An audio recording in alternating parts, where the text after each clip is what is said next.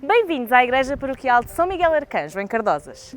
Aceite o convite do município da Ruda dos Vinhos e embarque nesta visita guiada.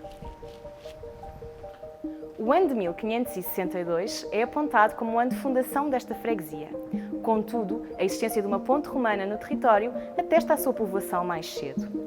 A freguesia de Cardosas pertenceu aos concelhos de Sobral de Montagraço, Vila Franca de Xira e Arruda dos Vinhos, passando definitivamente a fazer parte, em 1897, do concelho de Arruda dos Vinhos.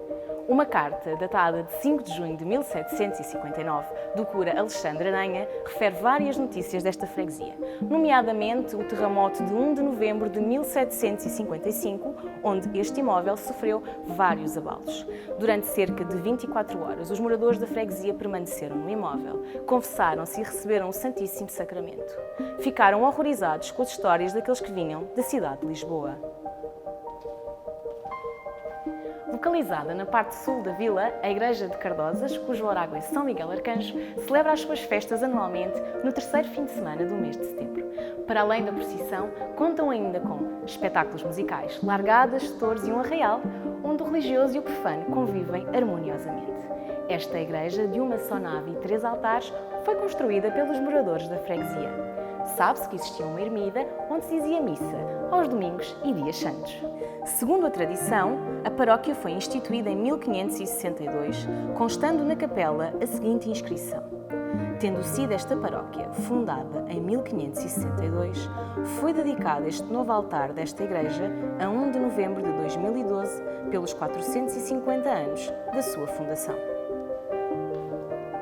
No altar-mor da Igreja Paroquial de Cardosas está exposta ao centro a imagem do Sagrado Coração de Jesus. Do lado esquerdo, a imagem de São Miguel Arcanjo e do lado direito, a imagem de Santo António com o Menino.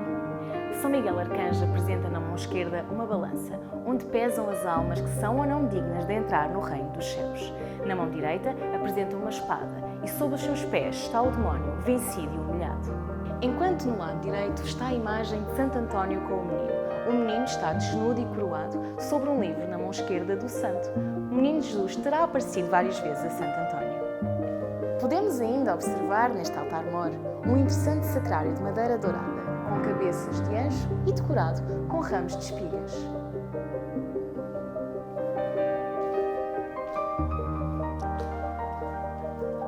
No teto do altar-mor, observamos em relevo um cálice e uma hóstia com a sigla IHS, Jesus, Salvador dos Homens.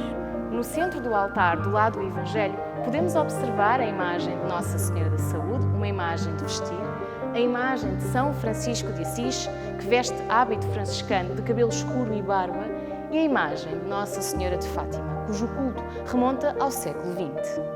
No século XVIII, existe informação de que a freguesia de Cardosas seria muito devota de Nossa Senhora da Saúde, uma imagem de vestir coroada. O culto a Nossa Senhora da Saúde está associado às pestes de séculos passados. Aqui, na freguesia de Cardosas, a sua festa celebrava-se no dia da purificação.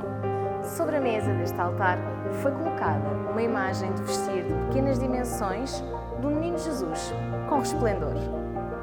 A meio da nave e do lado do Evangelho, num nicho próprio, podemos observar a escultura de São Sebastião, uma escultura antiga, uma escultura atada a um tronco e com resplendor.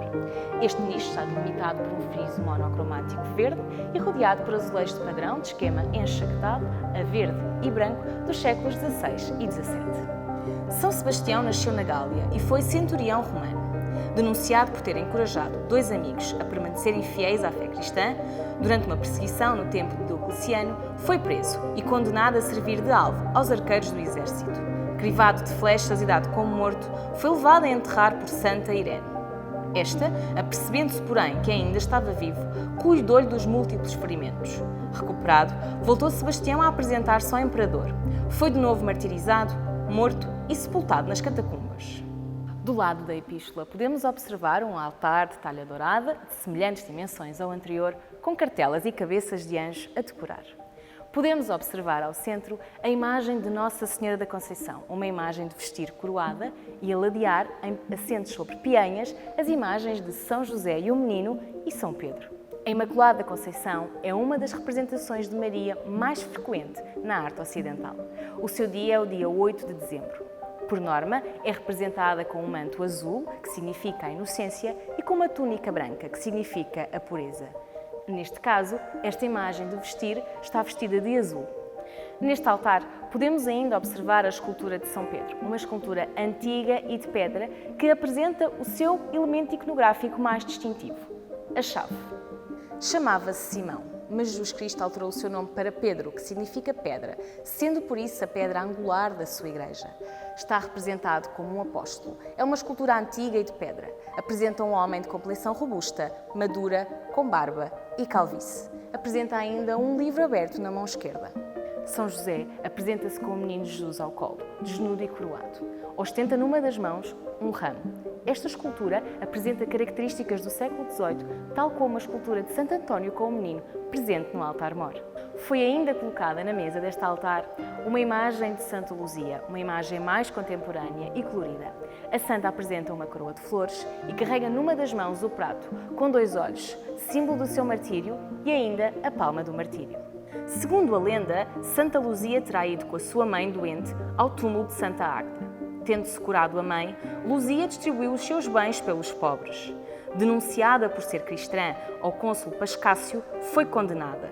Embora levada à força, resistiu de tal maneira que nem 2 juntas de bois a conseguiram arrastar. Foi martirizada de modo cruel, sendo-lhe arrancados os 2 olhos. A nave da Igreja Paroquial de Cardosa está repleta de azulejos de padrão, verdes e brancos, do tipo enxaquetados, datados entre 1580 e 1630. São ainda completados com azulejos retangulares mais estreitos, denominados azulejos de caixilho.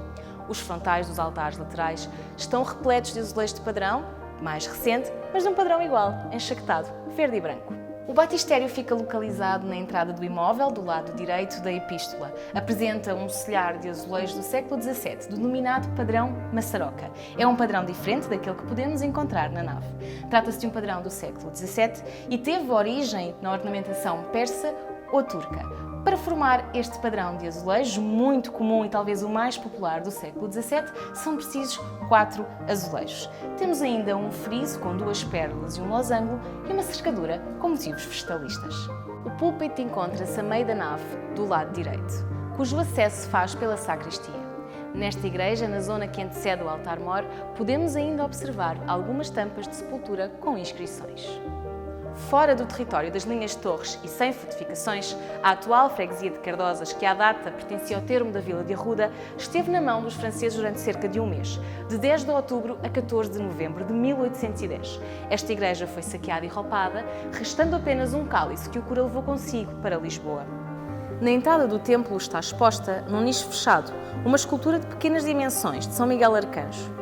A fachada ostenta uma torre sineira e no adro encontra-se um cruzeiro de pedra datado de 1724, conforme inscrição pétrea.